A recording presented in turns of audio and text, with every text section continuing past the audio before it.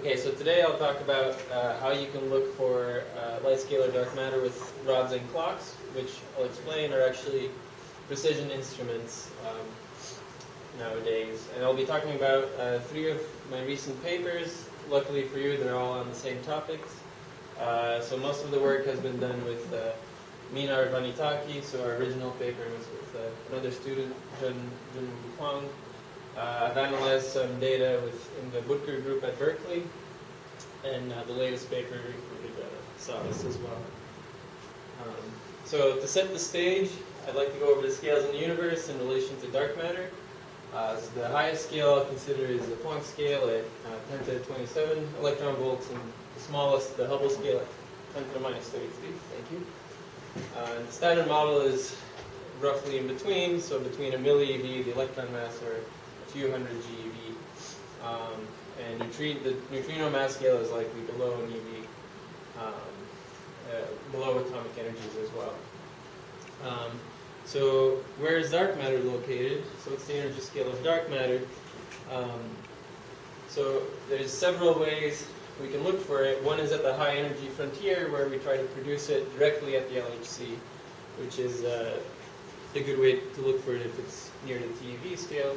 But the classic way to look for dark matter is scattering experiments. For example, dark matter scattering off nuclei in a big tank of xenon, which is usually called direct detection at the intensity frontier, which is again good around the weak scale, and it gets worse at lower energies because of threshold effects, and at higher masses because of lower number densities.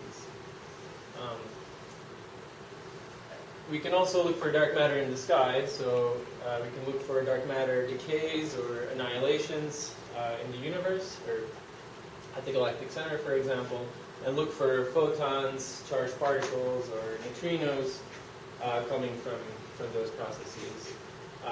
Again, at lower energies, at lower masses, it doesn't work so well, so below a keV or so, because of backgrounds, but you can go to much higher energies, PeV and beyond.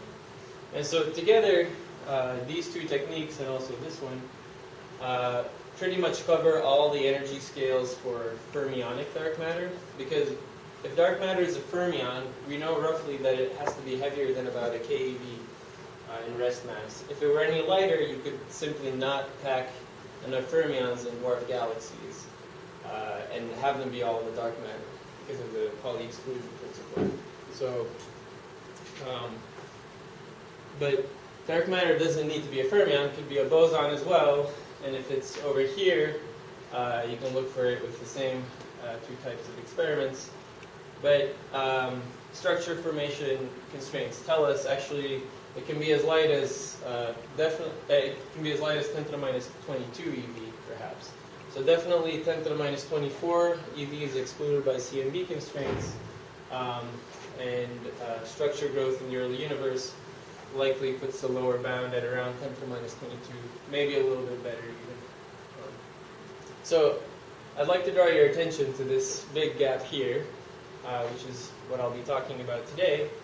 And note that it's below atomic energies, so we can imagine using macroscopic objects of which we have very good control, and that the associated time scale, the longest associated time scale is about a year or so, or 10 to the 6 seconds at 10 to the minus 21 eV.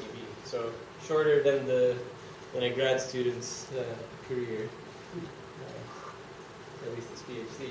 So this means we can actually use precision methods, so which are very good in this range of energies or in this range of time scales, to look for effects of scalar dark matter. So, and I'll explain in more detail later. So the 2 techniques that I'll be using is basically acoustic resonators, which can detect scalar dark matter between 10 to the minus 12 and 10 to the minus 6 eV, and atomic clocks, which can look for the effects of scalar dark matter below 10 to the minus 15 eV. And I'll explain how the mass comes in.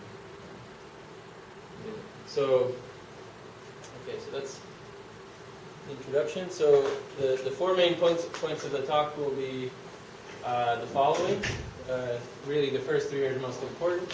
So first, I'll review sort of the phenomenology, the theory of light scalar dark matter. So how they can arise in the early universe, and how they can arise in theories beyond the standard model.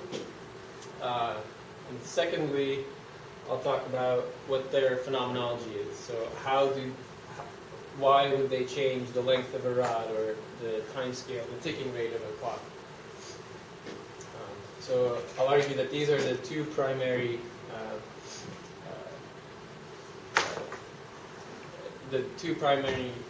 phenomenological effects of light scalar dark matter. There's also additional forces.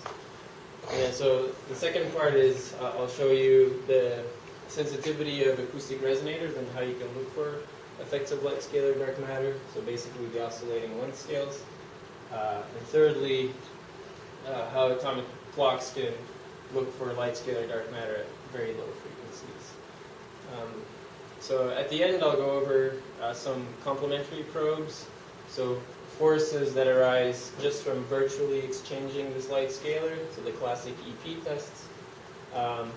In a dark matter background, there's an additional force as well, and there's some purely gravitational signatures of light scalars as well. They are dark matter. So first, review. So how should you think of light scalar dark matter? So let's start with the simplest quantum field theory, just a free scalar field. If there's some abundance of it, and the mass is heavy, usually we think of it as a bunch of collisionless particles that don't interact except for using the gravitational force. But once you start cranking down the mass, two things happen. First, the Compton wavelength increases of the particle, and secondly, for a fixed energy density, the number density increases. So as you start cranking down the mass, eventually the particles overlap and become indistinguishable and get extremely high occupation numbers. So the occupation number for dark matter in our galaxy is roughly set by the local number density of dark matter over the momentum spread. And so, or in other words, the number density is the energy density over the mass, and the momentum spread is roughly given by the velocity dispersion, or the virial velocity in our galaxy. So if you plug in the dark matter energy density, the local dark matter energy density, which is this, and the virial velocity, you get occupation numbers of about 2,000 for 1 electron volt mass. And for most of the talk, I'll be talking about much lower masses. So you can see it's a very high occupancy state. This means that basically it's a classical state and it should be describable by its equation of motion, the solution to its equation of motion, which is just plane waves. And so because the relative velocity between us, or between the laboratory and dark matter, is about 10 to the minus 3, it's very nearly spatially isotropic, and so the main effect is a temporal change, which is set by with angular frequency, which is set by the mass of the dark matter. And there's some ordered 10 to the minus 6 dispersion as well. So you can think of it as an isotropic laser almost, or a field that oscillates in time, with a line width that's fractionally about 10 to the minus 6. And also a useful number to keep in mind is that, so what this amplitude is, so this amplitude is known once you set the mass and you fix it to be all of dark matter. And in Planck units, so phi over m Planck basically is about 10 to the minus 15 for a mass of 10 to the minus 15 eV. And the amplitude increases linearly as you go down this mass. Any questions about this so far? Good. And so, how did they arise in the early universe? So there's actually a very natural way for them to be abundant today, which is the misalignment mechanism. So in the very early universe, when Hubble is very large, this induces a large damping for the field, which means that classically it cannot move. If it's displaced from its potential, it will stay there. And once Hubble drops below the mass, it starts oscillating, still with some friction, which means that the energy density decreases and it scales as pressureless dust, so regular cold dark matter. And the initial energy density is set by the mass times the misaligned field, and there's also an inflationary contribution. So during inflation, it's effectively a temperature for this field, and the field hops around by quantum jumps from this term. So this cannot be dominant, or otherwise we would have isocurvature perturbations in the CMB. But so here's a plot from David Marsh, a nice review paper. So for a Hubble scale, that's the largest it can be, given current constraints. And so typically, to get all of the dark matter, you need to be in this band, which is a misaligned field, which is around the gut scale, or only a little bit below the Planck scale. And so you need a very large misaligned field. Yeah, and so I think it's a natural story for the production of the scalar. So if you have, say, multiple stages of inflation, where you inflate, say, before the last 60 folds at a scale of 10 to the 16 GeV, and then a second stage much below that, doesn't matter how low, you typically expect the scalar field to be misaligned from the minimum of its potential, and thus be abundant today. Any questions about this? Is it natural to have the misaligned field as large as Planck scale, or is that require a special choice of potential or something in the early universe? You may worry about field values above the Planck scales in certain UV completions. Like in string theory, for example, it's hard to get this, but from an effective field theory point of view, this is a free parameter. And in fact, during inflation, if inflation is very long lasting, basically the field hops around and undergoes a random walk, basically. So any initial misalignment is equally good, but typically you would expect it to be misaligned from the minimum, at least by this term. So Jack, I don't know if that was your question, but there's another question of how easy it is to get inflation. But once you have it, you do expect the Planck sizes of the field. Yeah. Okay.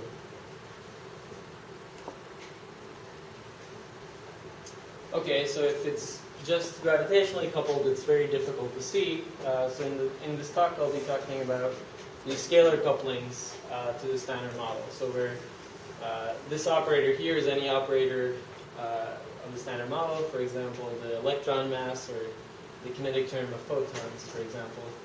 And I'll consider linear operators of this field suppressed by Planck times a dimensionless coefficient. That will typically be less than 1. So this is, I think, a nice way of parameterizing the couplings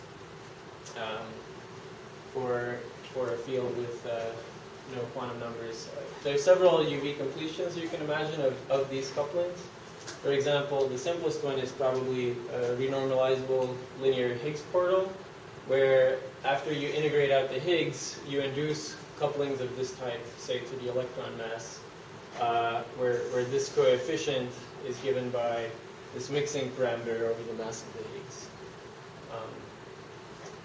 A dilaton in string theory would also couple in this way, and Demore and Polyakov have some nice story of how these coefficients can be much less than 1. In fact, the QCD axion, even though typically you would expect it to be derivatively coupled to the standard model, there is some, even in the presence of an axion, there's some CP breaking, or there would still be some CP breaking if it were to exist, which in fact induces a scalar coupling for the QCD axion as well, in particular to the nucleons and quarks. a radion in extra dimensional theories, couples like this. And really the general point is that if we imagine that Yukawa couplings and gauge couplings are set by expectation values of scalar fields, there should be an excitation, a particle associated with this vacuum expectation value. Just like the Higgs boson is associated with electroweak symmetry breaking in fermion masses. And it's this excitation that I will attempt to look for if it's very light. And so you can ask a question, so I have a coupled scalar in my theory, so is it natural to have this? So, well, sometimes no. There's quantum corrections to the mass from this coupling. They're either quartically or quadratically divergent. But note that if it's just gravitationally coupled, this is suppressed by a huge amount here. And occasionally there's small numbers like fermion masses or Yukawa couplings suppressing the quantum correction. And so throughout the talk, I'll show tuning contours where I take the cutoff to be 10 TeV. So here I wrote down the relevant operators more explicitly. So at low energies, the only operators that matters are coupling to photon field strength squared with the coefficient dE, coupling to gluons, coupling to the electron mass, and the light quarks. And the main effect of this coupling would be that if phi is misaligned from 0, for example, it would change the background value of the electron mass. So the way I've parameterized it here with these funny coefficient, the QCD beta function, is that the masses and couplings that I wrote down here would oscillate in this way, where there would be a background value plus this dimensionless coefficient times phi in Planck units, times phi in Planck units, which oscillates in time. And so same for alpha here, lambda QCD would change proportional to this dimensionless coefficient and phi in Planck units. And so the main observation is that it's very simple, which is that length scales of solids or atoms in particular do depend on these numbers, in particular the Bohr radius. So this table, this rod, or the size of the hydrogen atom scales inversely proportional to the product of alpha and ME.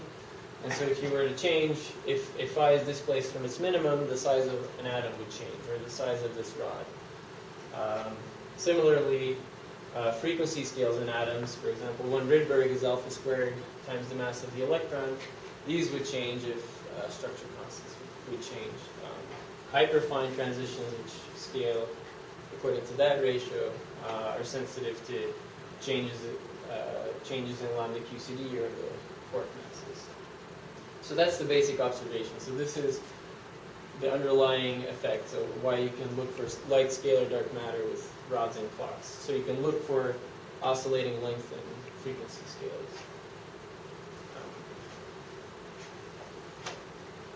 Okay, so before we pointed this out, there were already some searches for these light scalars. So in particular, just from scalar exchange, so a nice way, so the reason why it's nice to parameterize relative to gravity is that it would affect basically the Newtonian potential between two masses, Ma and Mb, in this following way. So where these alpha coefficients are given by the chemical composition of the object and these coupling constants here. So there's two effects. One is that now gravity doesn't obey the equivalence principle anymore, so you can try to look for EB violation effects. Secondly, now it's a Yukawa type force that falls off exponentially at some distance set by the Cantor wavelength of the particle. So you can look for the violations of the inverse square law for gravity. And so this nice paper by Moore and Donahue has calculated these coefficients as a function of atomic elements for various atomic elements. and they introduced this parameterization as well. There's a second new force effect, which is apparent only if the field is dark matter, and that is now the observation that the rest mass is not only changing in time, but also there could be some gradient in the field, some spatial gradient in the field. And because there's a spatial gradient, there's an associated force as well on the particle, proportional to its rest mass. And if I get to it, I'll talk about some purely gravitational effects as well. But this is the main phenomenology for light scalar dark matter.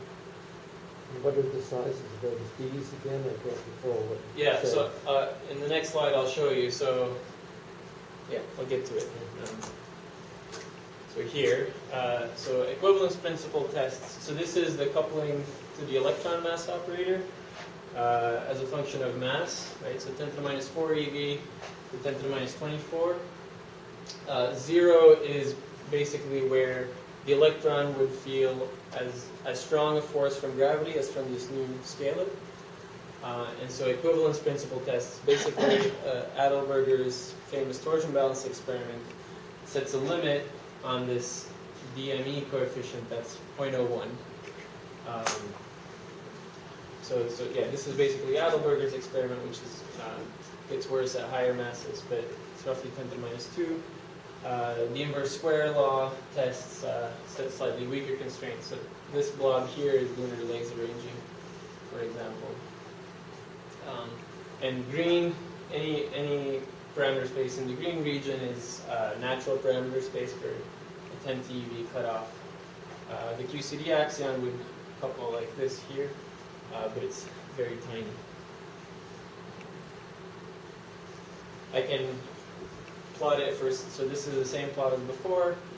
This would be, it's hard to read, but this is the equivalent plot for the coupling to photons. So that's roughly 10 to the minus 3 from EP tests, and a much smaller natural parameter space since it's a quartically divergent operator. And here is the same plot for quark masses, the light quark masses, and here it is for the coupling to gluons. So the two relevant gauge couplings and the two relevant fermion masses. And here I've plotted it in terms of this Higgs portal coupling.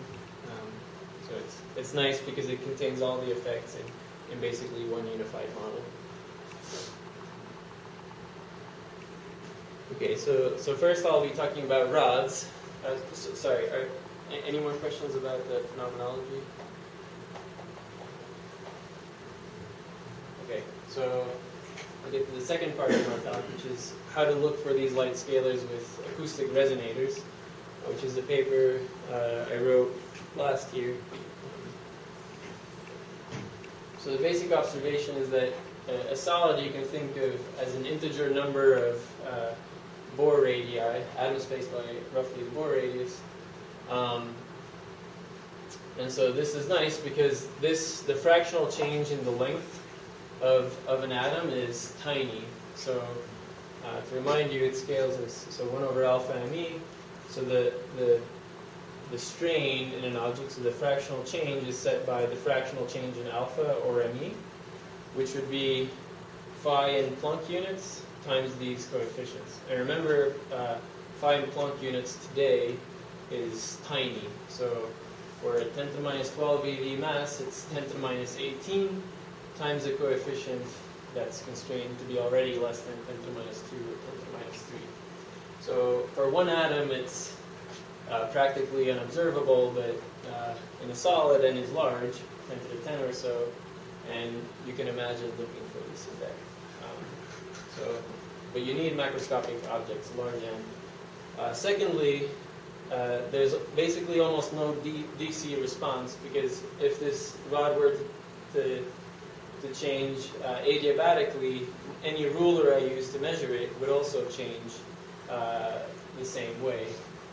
So the idea is to look for this response not adiabatically, but use resonance effects and use basically the differential time domain response of various objects to look for this. And so I can think of basically this rod as a solid, but its excitations are just a collection of harmonic oscillators, so all the acoustic modes. And typically the lowest lying acoustic mode, so the lowest lying breathing mode is the most important one. And so the way I can think of this effect is just say the lowest acoustic mode of this rod, I can think of it as just two masses on a spring, described by this equation. And the effect would basically be to change the equilibrium length of this spring. And this you can rewrite in these coordinates, and so it effectively looks like a forcing term. And if you write it in this way, it looks a lot like a gravitational wave exciting a spring. So basically, up to a factor of 2, and the fact that this is a monopole strain and not a quadrupole strain, this is exactly the effect of a gravitational wave exciting a spring.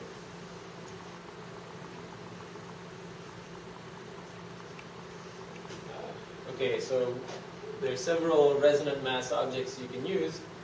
The biggest one, or one of the biggest ones, is the Earth. The Earth is in fact a very good acoustic resonator. And in the 1960s, Brans-Dicke theory was very popular, so scalar tensor theories of gravity. And in fact, Weiss and Bloch built a very sensitive seismometer to look for the lowest lying breathing mode of the Earth, which actually has a very low damping coefficient, a very large Q factor, in a period of about 20 minutes. And they saw nothing, so here is roughly the resonant frequency. And they set a limit on the strain of 10 to the minus 17. And some people have tried to use lunar seismology and to constrain gravitational waves, gravitational wave backgrounds, or helioseismology, but in principle these techniques are useful for scalar dark matter as well. And so the Earth constraint of a strain of 10 to the minus 17 actually puts a bound here that's already better than equivalence principle test, which is kind of amusing. But of course it's in a very narrow band, and so it basically looks like a delta function here. So more seriously, there have been experiments to look for gravitational waves with basically masses on springs, or acoustic resonators. So there's been, before LIGO went online, there were actually a bunch of these guys. One that's still running is Auriga, which is shown here. So it's basically a 2-ton aluminum bar cooled to 100 millikelvin. And they look at basically the breathing mode, the lowest lying acoustic mode of this solid. And so this longitudinal displacement is amplified by a secondary resonator, and then which is shown here, and then capacitively read out. So this acoustic mode has a Q factor of 10 to the 6. So naively, you might think it has a very narrow frequency response, so only on resonance do you excite it. And that is true, but this amplification process means actually their bandwidth is about 10%. So here is showing their strain sensitivity. It's hard to read, but it's about 10 to the minus 21 per root hertz. So it's only a factor of 3 or 4 worse than LIGO, or maybe a little bit more now that advanced LIGO is online. But it's not more than a factor of 10 worse than LIGO, and it goes between 820 to 1,000 hertz, so roughly kilohertz. And these two experiments go up to 3 kilohertz.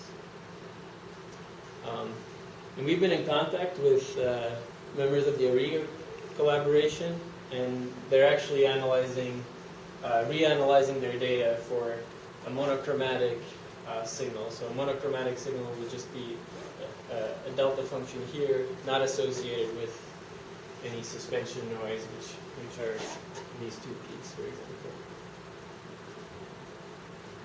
There's some higher frequency resonators. So Michael Tobar in Australia has quartz crystals, which have the nice property that if you compress them, the asymmetric crystal actually produces an electric field, which is piezoelectricity, and so you can directly read it out capacitively.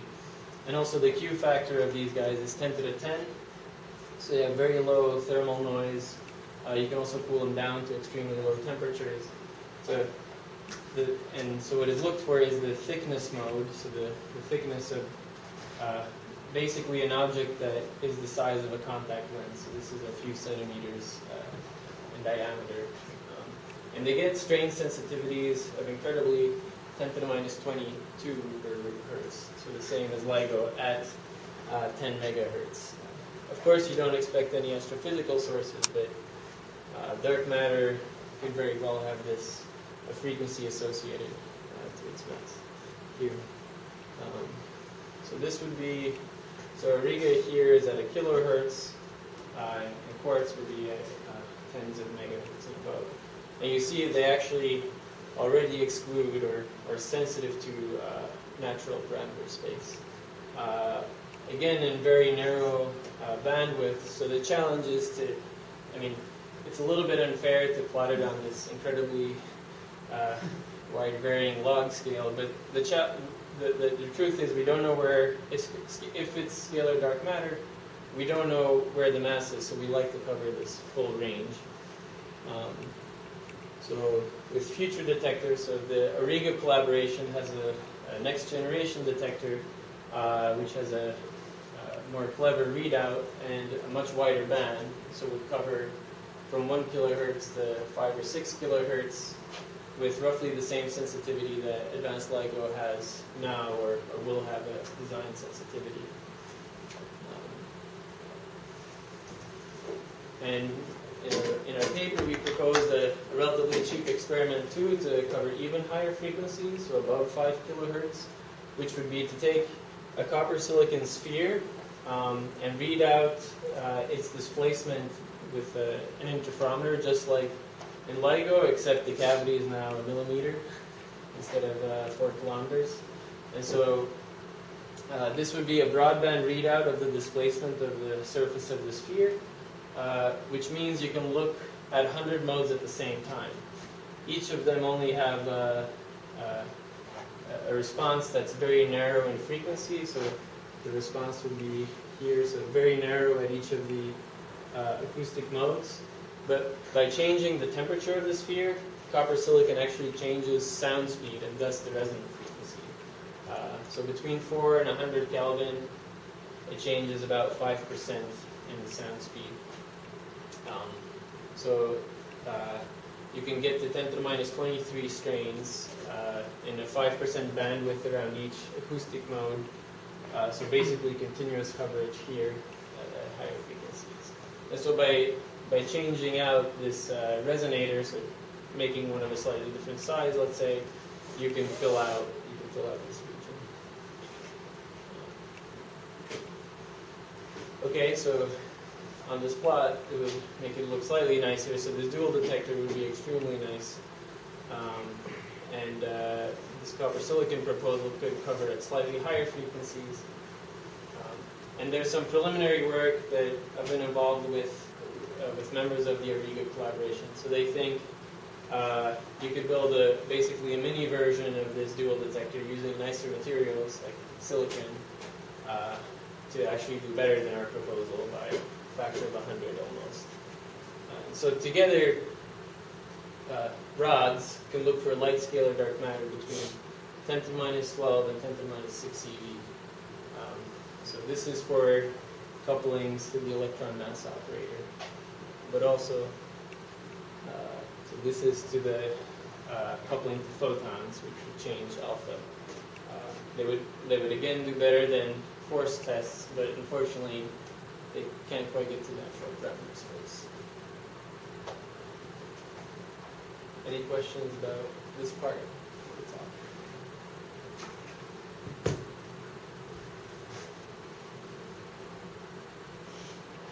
Okay, so the second idea is to use clocks to look for light scalar dark matter. So this was a proposal I wrote with Mina and Junwoo, and then later I analyzed some data, some atomic spectroscopy data from people in Berkeley. So again, to reiterate, why would you use atomic clocks? So the idea is that the scalar dark matter field oscillates in time, which in turn would change masses and couplings, and thus affect transition energies between atomic levels. So, for example, levels in hydrogen scale like alpha squared times ME, but bigger atoms have bigger relativistic effects, which scale differently with alpha to the fourth power in the first correction. Sorry. And yes? Sorry, I'm sorry, but I just been mulling. Can I go back to the other asking the question about Yes. ask question Yeah. about these type before? Yeah. I don't even know if it needs a slide. So I'm just trying to Okay. understand, the basic picture, right? Mhm. So you've got some chunk of material that's in this field, right? It's Mhm. more or less homogeneous. It's been Mhm. on forever, right? Mhm. And so every little atom, let's say you have a lattice, every little guy's feeling this oscillatory force, Mhm. right? Is there a picture that this whole thing is going to be resonating at that frequency? Every little atom is going to be in some phase-locked oscillation? That's the basic picture. Yeah. So the frequency of this angular frequency is much below atomic energies. So from the point of view from an atom, it's an adiabatic change. The point is that from the point of view of the solid, let's say this object, it's not an adiabatic change. If I were to change the size of atoms at a kilohertz, that roughly coincides with the resonant frequency of a meter-sized object, and then you could excite it. So the lowest lying acoustic modes you could excite. So yeah, so these most sensitive things, they are basically like gravitational wave detectors. You're really looking at the part of this thing that is in a resonance. In a resonance, yes. Yeah, I think that answers, because my question was sort of, why wouldn't, if I just had a random chunk of material, I don't know, a rock, Mhm. something that's not terribly homogeneous, Mhm. complicated, then wouldn't this, you're also adding energy to the system in some Mhm. way, right? Mhm. And so the question would be, where does that go? And it could be Yeah. dissipated in all sorts of complicated Right, ways. exactly. The nice thing about this is that you're reading out, the energy deposited would be quadratic in the coupling, right? It would be quadratic to the displacement that you've caused by absorbing this dark matter field. Yeah. So that's harder to look for. So in principle, yes, you do heat up this detector. Yeah, I'm just trying to get the picture straight. I'm not trying to. Yeah. But I mean, I guess It's like the a point is, gravitational wave. once you have a resonant frequency, a macroscopic resonant frequency that you can excite efficiently, Mhm. it's somehow it's much clearer, at least to me, that is Yeah, a robust strategy, that you don't have to worry about somehow this cancellation well, effects. going into other modes. I mean, Right. solids are extremely complicated, Yes, yes. right? And so these oscillations could excite all kinds of complicated modes, you Right. don't know what. But here you're counting on the fact that it should efficiently excite this resonance. Mhm. Okay, that makes sense.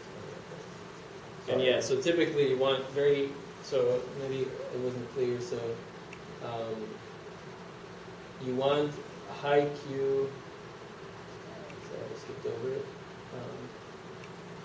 high Q object, so basically around, in let's say an order 1 band around any acoustic mode, the strain sensitivity, so that this is the power spectrum of the strain sensitivity, it's given by basically the temperature of the thermodynamic temperature of your antenna, and then it gets better as it's more massive, a higher Q factor, and a higher sound speed. So it is important for just detecting strains that you have a very high Q material. So usually you want something very isotropic, something very cold that doesn't have a complicated response. And sorry, it's just again, the frequency range, the relevant frequency range is what again then? Is this really the whole range? This is not a very wide range. This This is is not, just for this experiment. this is for this experiment. Right, So right. I mean, this is the resonant frequency of something 30 centimeters in size is almost 10 kilohertz, and then you can look at 100 modes at the same time, so up to a megahertz. Yeah, on the log plot it doesn't look that impressive, but it really is between a kilohertz and a gigahertz. Right? So 6 orders of magnitude of mass. It is hard to cover, so resonant mass detectors have the benefit that they have very good sensitivity, but because they are resonant detectors, it's hard to cover very wide ranges in masses. So that's the downside. Okay, so atomic levels would change so atomic transition energies would change, and the point is that different transitions scale differently, would change differently. So for example, if you compare, if you measure ratios of atomic frequencies as a function of time, you would be sensitive to these effects. So for example, changes in alpha, or if you compare a hyperfine level for which this exponent is 1 versus a regular S to P transition, let's say, for an optical clock, then you can measure the proton-electron mass ratio as a function of time. So what you need for this is basically a source of a very stable frequency, 2 of them, in fact. And atomic clock lasers provide just this. They have frequencies that are stable to 1 part in 10 to the 18. And secondly, you need to measure the ratio. So you need to accurately compare, at this level of sensitivity, the frequency ratio, which means you have to count cycles of this laser light and compare the two. And so these 2 things have been developed in the last 15 years. And so these 2 things allow you to measure the frequency ratio as a function of time and thus be sensitive to scalar waves. So I'll show you what atoms you could use. So the classic one, the hyperfine transition in cesium, which is used to define the second, is a hyperfine transition, so it's sensitive to the proton-electron mass ratio here. It scales roughly like alpha to the 5th power. But all these other elements, so aluminum, strontium, ytterbium, and these other guys, have been used in optical clocks, which are actually much more sensitive now than the cesium clock. So the cesium clock is stable to 1 part in 10 to the 16, but optical clocks are approaching, in particular, ytterbium, and now also strontium. This is actually improved now, part of the 10 to the minus 18 level. And you can see they scale differently with changes in alpha. And there's one particular Q transition, which is in dysprosium. So the 1 4F level and a 5D level in dysprosium are very nearly degenerate accidentally. So have actually a gigahertz or hundreds of megahertz transition frequency. And this accidental degeneracy means that there's a huge enhancement in sensitivity, because any change in alpha would spoil this degeneracy by the amount of the cancellation. And very excitingly, there's intense research activity going on to develop a nuclear clock. So there's one, again, accidentally degenerate nuclear transition in thorium, 229 thorium, that is so very nearly degenerate that actually it's close to being accessible to UV lasers. And the fact of it being a nuclear transition means it's very, very well shielded from external perturbations, and thus potentially much more sensitive than optical clocks. And also, again, because of this roughly 10 to the 5 cancellation, because typically you expect this nuclear transition to be at 100 keV. This degeneracy makes it 1 eV, or a few eV, so you would expect a 10 to the 5 enhancement in changes of these effects.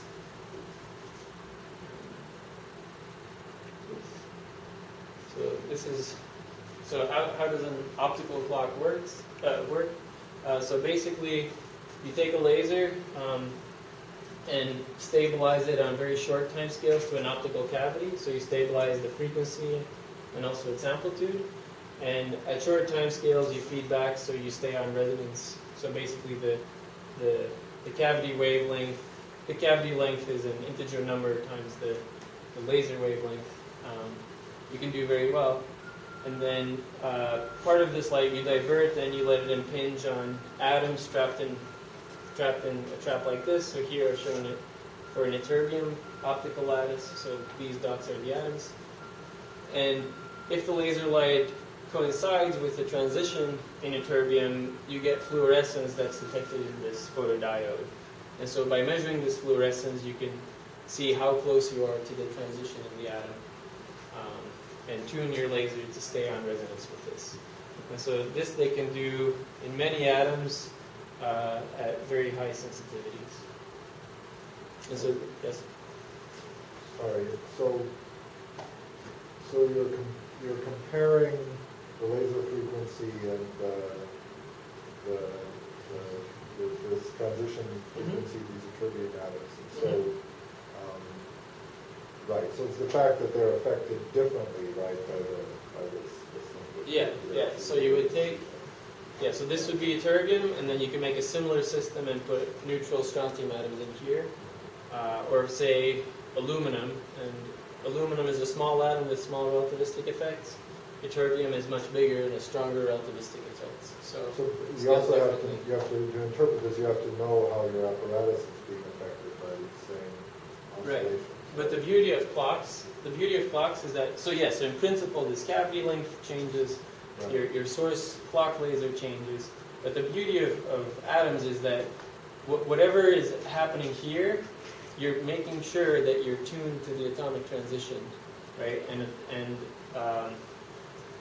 atomic frequencies are very stable against external perturbations, like changing lengths, like changing trapping wavelength, or changing magnetic fields. So to the 10 to the minus 18 level, right? So the only thing that could change the frequency of the outgoing light with all these feedback mechanisms is if alpha or ME were to change. Or, I mean, there's some noise associated with this too, but it's at the 10 to the minus 18 level.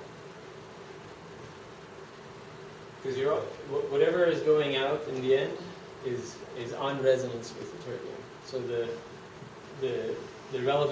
any relevant signal would be the signal caused by changing the transition. I'm not sure. Are you saying? I mean, you're somehow saying? I'm not understanding what you're saying. Because are you saying that you don't have to worry about these oscillations changing the frequency because you have this feedback thing? I mean, because all the atomic distances are changing, right? Mm-hmm.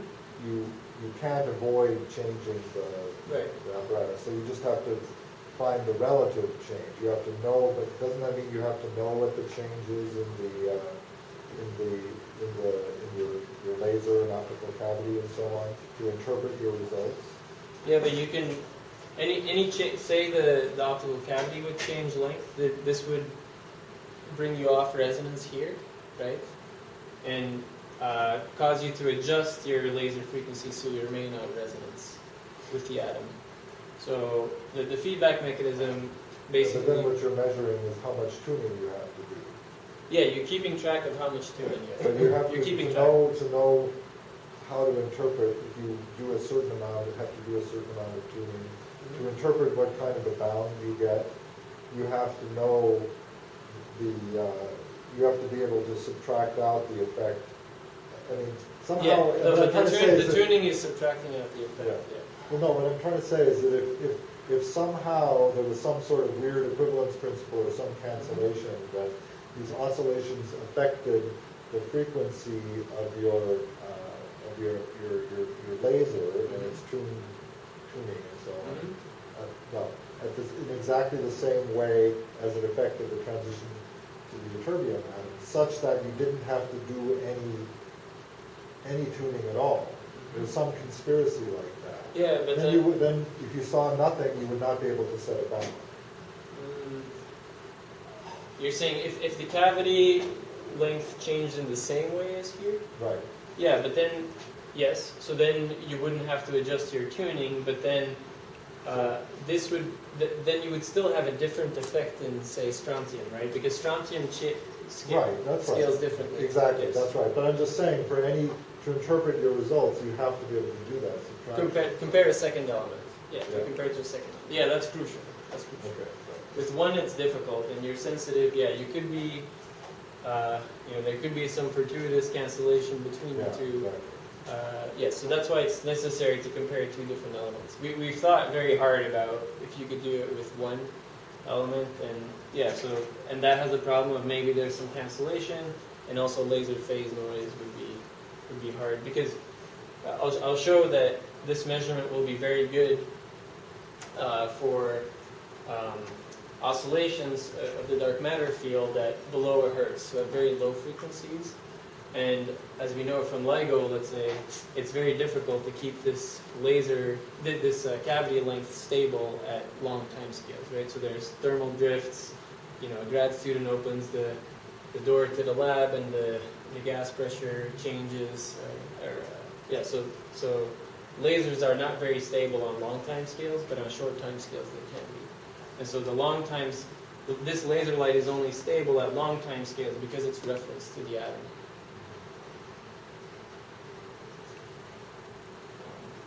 Okay. And ideally, wouldn't you want to somehow even do this simultaneously or something? Yes. Like have two kinds of... Yes, I will get to it. All right. Simultaneously. Okay, so imagine you have two clock lasers. Okay, so now you need to do the simultaneous part. So basically compare them at the same time, and that's done with something called the frequency comb, which is basically a third laser that is pulsed. So the atomic clock lasers would be continuous at basically delta functions in Fourier space. This would be a pulse laser with an optical carrier frequency, but with radio frequency repetition rate. So carrier frequency of 10 to the 15 hertz, but pulsed every nanosecond, so gigahertz repetition rates. If you take, and this is, these are called femtosecond lasers, or usually titanium sapphire lasers, or frequency cones. And so if you take the Fourier transform of such a wave train, so repeated almost infinitely many times, this is its Fourier transform. Basically, it's peaked at the carrier frequency of the wave, but with tiny little teeth, or separated by tiny distances, so separated by gigahertz. So roughly, if this is gigahertz and this is 10 to the 15 hertz carrier frequency, there's a million tick marks, if you will, in frequency space. So this frequency cone you can think of as a ruler in frequency space. And so, this offset here at 0 and this repetition rate can be measured very accurately. And so this is the simultaneous measurement. So you take clock laser on reference to atom B, clock laser reference to atom A, and a third laser, and you shine it on a photodiode. So where the third laser is this frequency cone.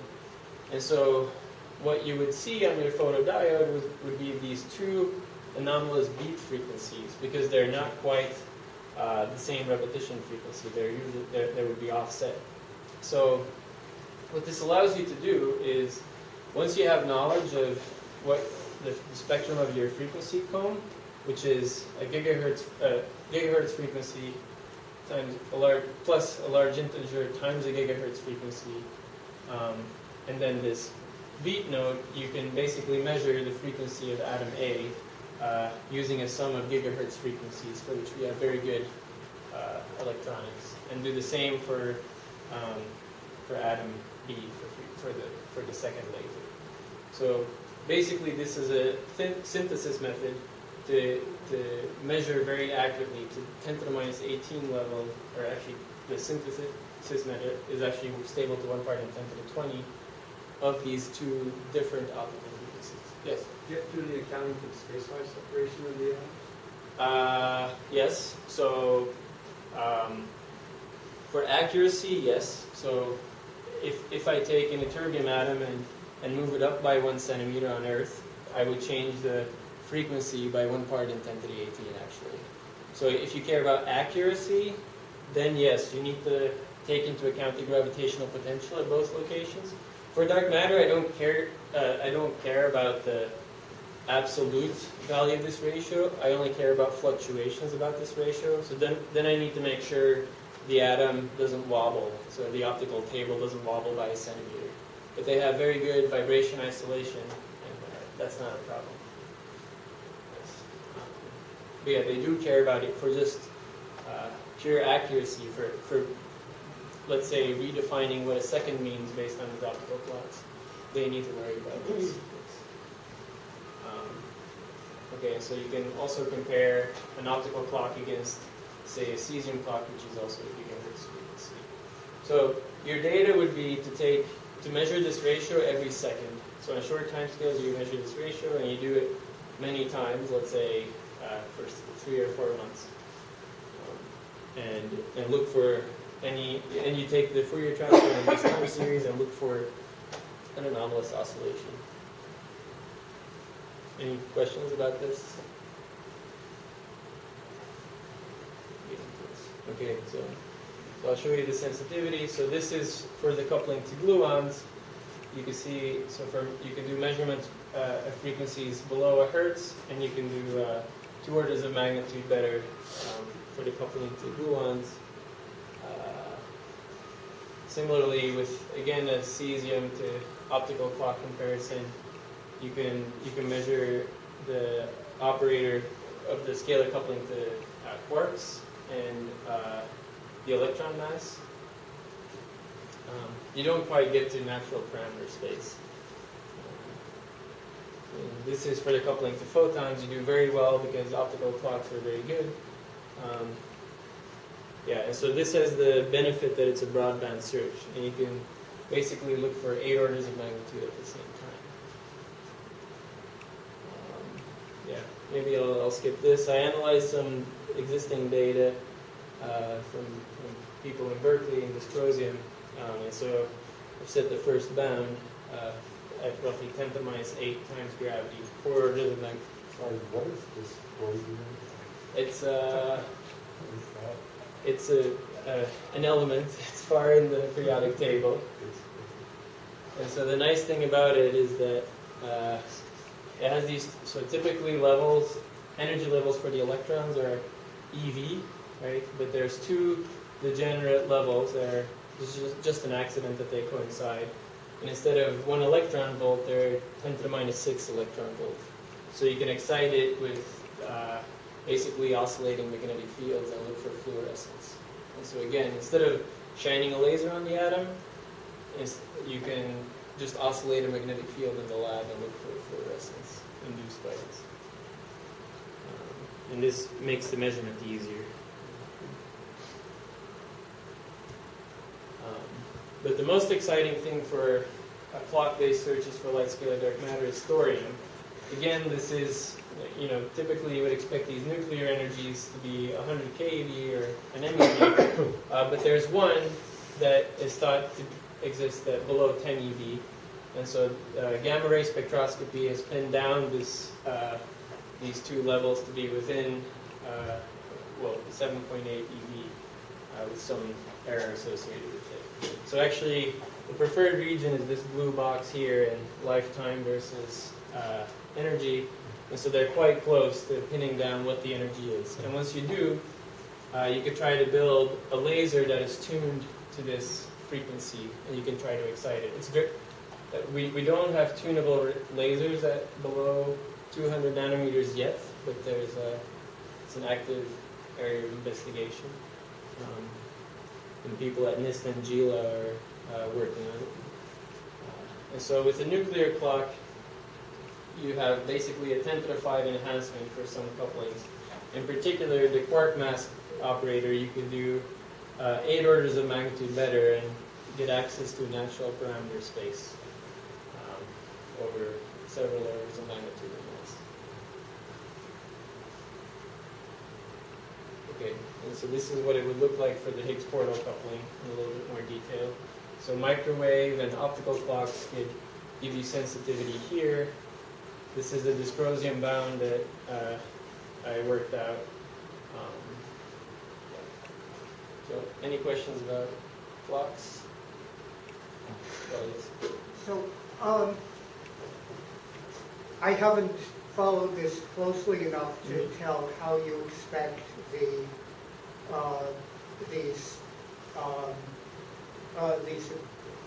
how you expect these results to depend on the amplitude of the dark matter field. But there are these interesting cosmological observations looking for changes in alpha and looking for changes in the electron proton mass and so on over periods where you would expect the strength of the field to change very significantly. Have you looked at whether you get any bounce from those? I've considered it, but I think the answer is no, because I'm talking here about scalar dark matter. So if it's dark matter, we know that the mass has to be above roughly 10 to the minus 22 eV, definitely 10 to the minus 24 EV. So this means that it oscillates on year-long time scales, so 10 to the minus 7 hertz. Yeah, right. So These I'm not talking cosmological- about, so you're clearly not going to see oscillations. But if there's any dependence on the amplitude or on the strength of the field. They're usually drifts in alpha, so if it's a rapidly oscillating thing, they would not be able to tell. Well, yeah, but so you're saying that the absolute, so you have an oscillating amplitude, but the mean value is around 0, right? And so these cosmological observations are very good for constraining the mean value of the field. okay. So they would be very good at something that's way lighter. So instead of 10 to the minus 24 EV, Yeah. maybe a Hubble-sized mass and slowly changing. So they're good for that. Okay. But then they cannot be But so- the dark matter. Yeah, so there's no coupling of the, so the Yeah. mean value is 0, and so that doesn't give you. Yeah, they said, in other words, they said interesting constraints at very low masses, but then it could just be some background field, but it cannot be the dark matter, at least not all of it. Yeah. Okay. Any of you had a question? Do you have a couple more minutes? Okay, so I'll skip this. These are the equivalence principle force tests. Peter Graham and collaborators also at Stanford have pointed out an interesting signature, how you can look for it with torsion balance tests for this background force. Basically, because now there's a spatial gradient, you would induce a linear force on, say, aluminum test masses and beryllium test masses. But because they have different chemical composition, there's a differential force between the two, which would induce a torque on this torsional oscillator. And this would be the coupling to electrons. They could do with, this is their current sensitivity, but with future designs, they could, again, do much better. Which on my plot looks here. So a future cryogenic operation would be this line here for the coupling to electrons.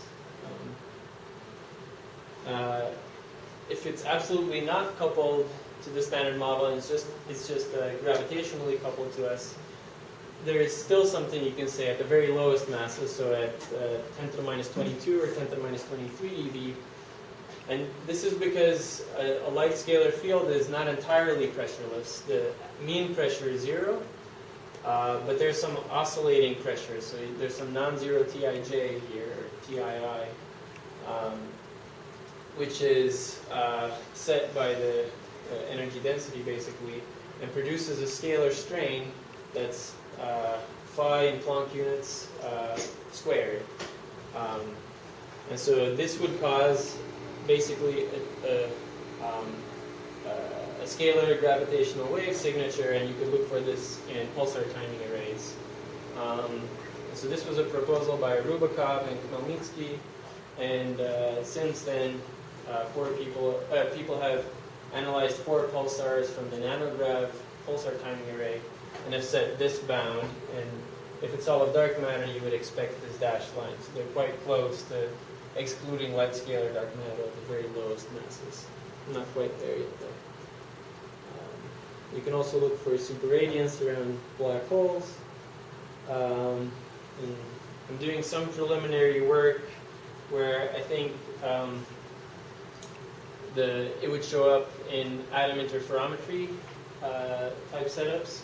So again, people at Stanford have developed atom interferometry setups to look for gravitational waves on Earth and in space.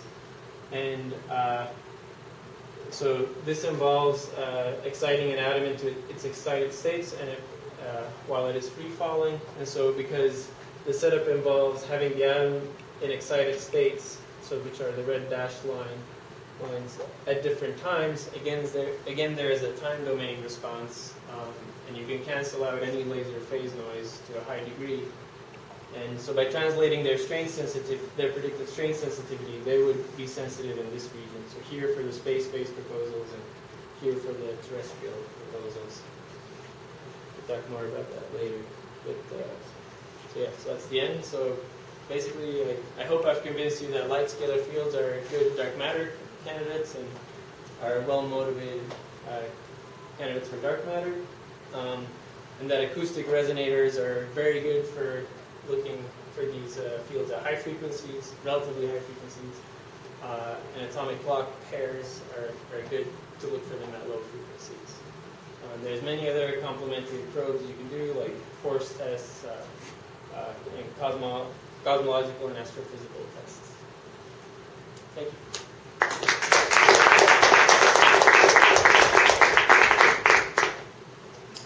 Any more questions?